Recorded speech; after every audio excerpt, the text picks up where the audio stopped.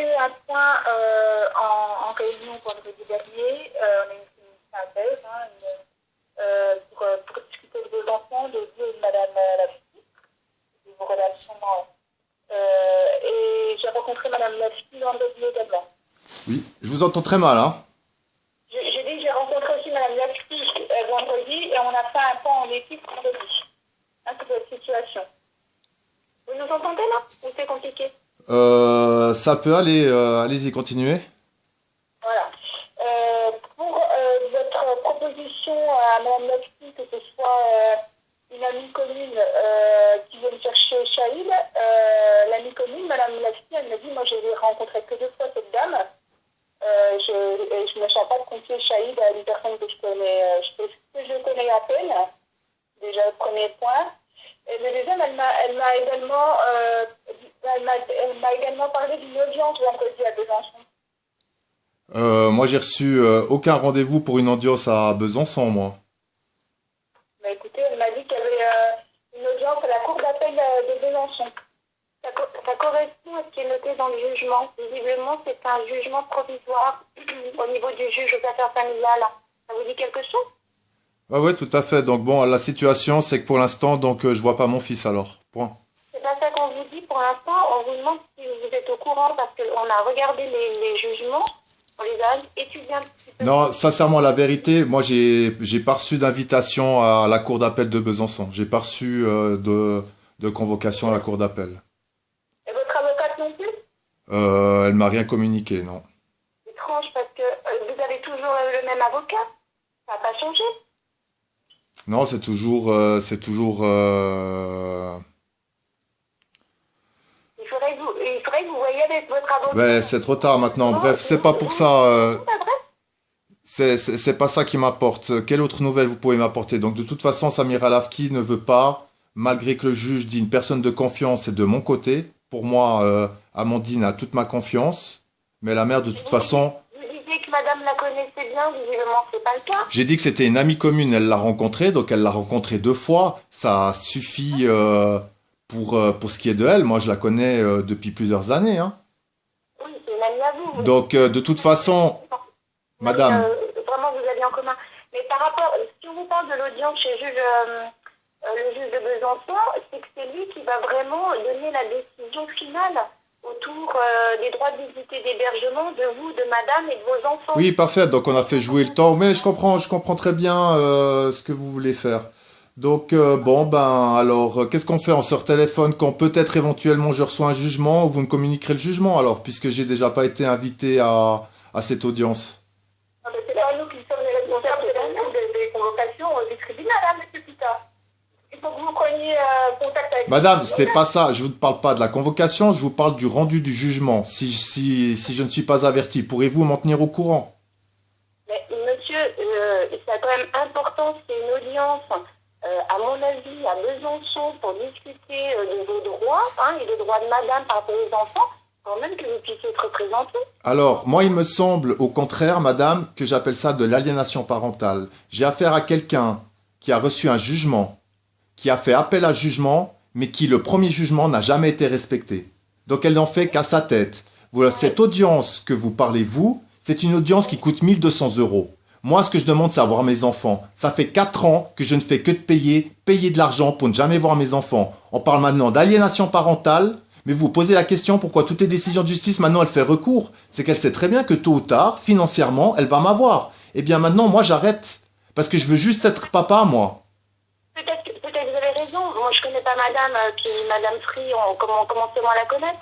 Cela dit, de ce qu'on a vu dans le dernier jugement, c'est que c'était vraiment une décision provisoire et que le juge allait revoir cette décision ultérieurement. Et justement, on alors, madame, d'un point de vue stratégique, qu'est-ce que vous feriez si vous étiez dans une situation précaire comme la mienne? Elle, laissez-moi finir, s'il vous plaît. La chose que je me dis, c'est que quand je peux finir sont pas présents aux audiences,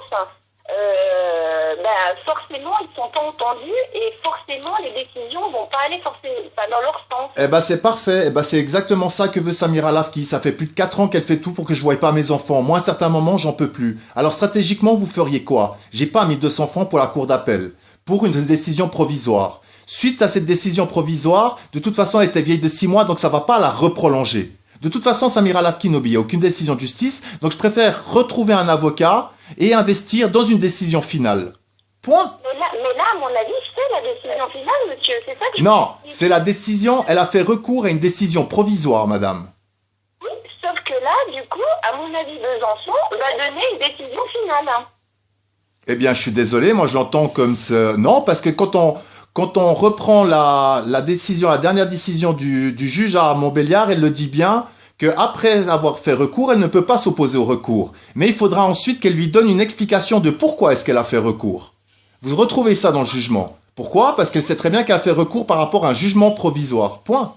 Peut-être, mais à mon avis, à Besançon, quand même... Bon, ça m'est égal, madame. Je vous ai donné ma stratégie. J'en ai déjà peut-être trop dit. Mais moi, ça me paraissait important que vous puissiez être présent ou représenter. Écoutez, madame, on m'a pas averti, c'est qu'on ne souhaite pas m'y avoir.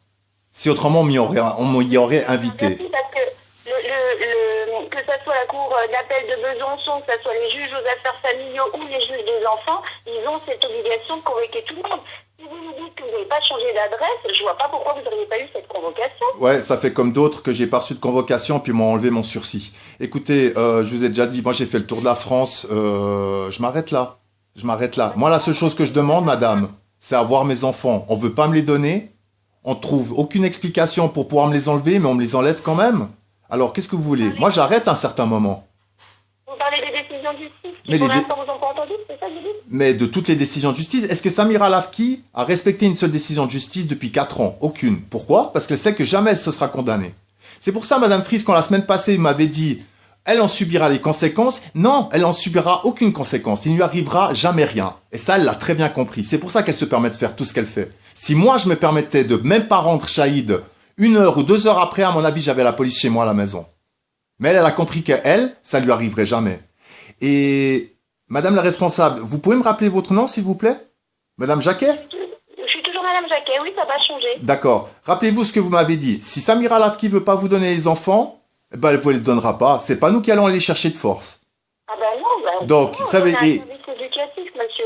Il n'y a que les forces de l'ordre avec une décision de justice qui peuvent éventuellement... Eh bien, c'est super marrant ce que vous êtes en train de me dire parce que les forces de l'ordre, elles disent exactement le contraire. Elles disent, si c'est pas les services sociaux qui vont chercher vos enfants, nous, on fera jamais rien.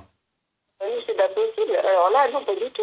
C'est des décisions judiciaires, ça, monsieur. Vous voyez, c'est pas... La police a dit clairement qu'elle ne ferait jamais rien. Pourquoi vous croyez que je vais plus porter plainte? Parce qu'on m'a dit clairement qu'il ne ferait jamais rien. Et ensuite, toutes les plaintes pour non-présentation d'enfants ne sont pas jugées par le tribunal de Montbéliard. Donc ça veut dire que d'un point de vue pénal, j'ai déposé bientôt une centaine de preuves, il n'est jamais rien de plainte, il n'est jamais rien arrivé. Écoutez, c'est pas que je m'énerve. Là, à mon avis, justement, c'est peut-être pour ça que ça passe à Besançon. Donc, à mon avis, l'enjeu est quand même important. Non, Mais... c'est pas que ça passe à Besançon, ne vous faites pas l'étonner. C'est elle qui a fait recours contre la décision de justice qui me laissait à peine voir mes enfants 7 heures de temps. Et puis moi, je vous dis... Je pense qu'à Besançon, il peut se jouer quand même des choses. Écoutez, elle a fait recours, je vous le redis encore une dernière fois, madame. J'ai relu et relu le jugement qui dit clairement qu'elle a fait recours contre une décision provisoire, mais que suite à cette décision provisoire, elle devra ensuite donner des explications de pourquoi est-ce qu'elle a fait un recours provisoire. Voilà. Voilà ce que dit le juge, madame Rouvière, en finissant son jugement. Faudra quand même qu'elle donne des explications parce qu'on sait très bien qu'elle ne respecte aucunement la loi. Ce qui expliquera, mais ce qui serait dommage, c'est que vous ne pouvez pas vous expliquer. Oui, c'est ça. Écoutez, est-ce que vous m'avez... Non, mais écoutez, on va pas revenir sur tout le dossier. Il y a eu des malversations. Il était de notre devoir de vous informer de cette audience parce que vous m'en aviez jamais parlé. Donc ça m'a surpris. Ne soyez pas surprise parce que moi... Ne jouez pas les personnes surprises, je vous ai envoyé par email toutes les documentations que vous vouliez, et mais encore... Écoutez, les derniers documents que je vous ai envoyés, c'était celle-là qui disait du juge Rouvière, disant qu'elle ne prenait aucune décision en attendant la décision de la cour d'appel, dont vous étiez très bien au courant. Mais bref. On n'était pas au courant de la date d'audience. Mais moi non plus. Visiblement non plus. Mais moi non plus. Et on vient de découvrir qu'il y avait cette date d'audience. Madame Nathalie qui m'en a informé vendredi dernier. Bon, bah voilà. Eh ben écoutez, je vous demande simplement de faire, comme je vous l'ai demandé au début, de faire l'intermédiaire et de me dire, s'il vous plaît, quelle en est cette décision de justice. Si elle me dit que j'ai plus jamais le droit de voir mes enfants, eh ben madame aura gagné. Et puis ce sera vive l'aliénation parentale. Vous voulez que je vous dise quoi d'autre? Ah bah, de de toute façon, bien sûr qu'on vous informera de la décision dès qu'on la fera. Alors, merci beaucoup. Mais moi, je serais surprise que vous n'ayez pas quand même le compte-rendu de cette décision dans votre boîte aux lettres. Ben, écoutez, pour l'instant, j'étais même pas au courant qu'il y avait une audience, donc voilà, vous m'en apprenez une, donc je me dis, si je suis même pas au courant, c'est que je recevrai même pas l'audience à la maison. Et puis voilà. C'est pour ça qu'on vous reconseille à nouveau, peut-être de vous rapprocher de votre avocat pour savoir si lui... Non, parce que mon avocat est une bonne Française qui veut de l'argent avant de travailler. Or, je ne paye pas 1200 € pour les délires de Madame Samira Lafki. Je n'ai pas cette somme d'argent, madame. Je vous dis pas ça, je vous dis juste de vous rapprocher de votre avocat. Mon avocat ne fera rien sans argent. Si vous ne croyez pas, vous n'avez qu'à téléphoner à Maître Tournier, à Besançon. Arrêtez, soit vous allez finir, me laisser finir mes phrases.